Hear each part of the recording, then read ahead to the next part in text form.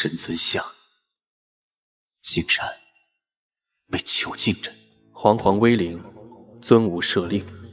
这赦令二字，恐怕藏着大隐秘。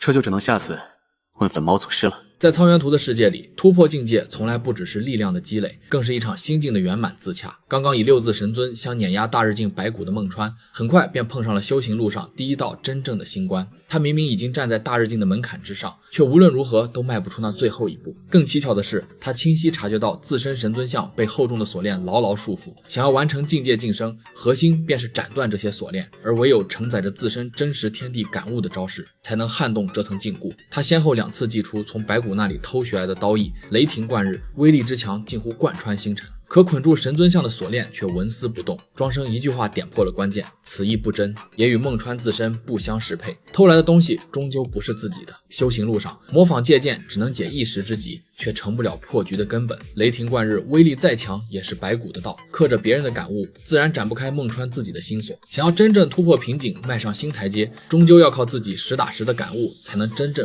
破开困局。随后，在庄生的提点下，孟川决定回到孟家，翻阅姑祖母孟仙姑留下的神尊修炼典籍，寻找破局之法。孟家族长将他带到孟仙姑生前的居所，桌上静静放着一封早已写好的信。这封信写于东宁府大战之前，彼时孟仙姑已身负重伤，油尽灯枯，却仍强撑着身体，一字一句写下了对孟川的嘱托。信中他从未怀疑过孟川的修炼天赋，也坚信孟家会在他的带领下重振门风。可他最放心不下的反而是孟川的为人。他深知袁出山人心复杂，遍布着如李淮南一般精于算计的人。孟川生性耿直，重情重义，他怕他在那里撞得头破血流。为此，他早已为孟川铺好了后路，将自己毕生征战积累的军功偷偷留了一份给他，还附上了自己毕生的修炼心得。直到这一刻，孟川才真正明白，那个平日总不给他好脸色的姑祖母对他的偏爱早已刻进了骨子里。长辈的偏爱从来都藏在不动声色的严厉背后。孟仙姑平日里严苛冷面，从不说半句软话，却在生死关头把所有的牵挂与后路都给了孟川。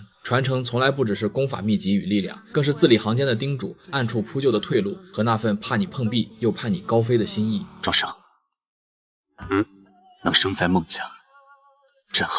一句话道尽了他所有的触动与感恩。翻阅完孟仙姑的修炼笔记后，庄生也确认了答案。想要晋升大日境，就必须悟出真正属于自己的刀意。孟川此前所学的雷霆贯日虽强，却是模仿白骨而来，并非原创，自然无法斩断禁锢神尊像的锁链。孟川静下心，复盘自身所有武学，追风刀、落叶刀、雷霆灭世刀、秘技三秋叶，所有招式的核心都围绕着一个快字。他自身的雷霆力量，一贯的作战思路，也都是依靠极致速度压制对手，追求一击定胜负。顺着这条属于自己的路思索下去，他终于触碰到了刀法中最简单也最本源的一式，那便是刀法第一式